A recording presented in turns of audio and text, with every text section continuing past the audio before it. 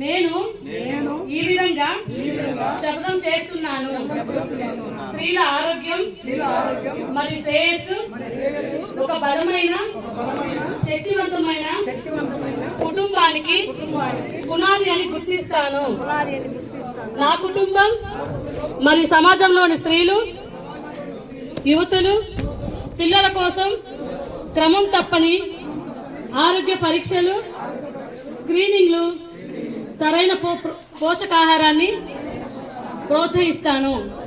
సమతుల్య ఆహారం, టీకాలు, మానసిక శుభ్రత, శారీరక దారుఢ్యం వంటి ఆరోగ్యకరమైన ఆచారాలను రోజువారీ జీవితంలో ప్రోత్సహిస్తాను.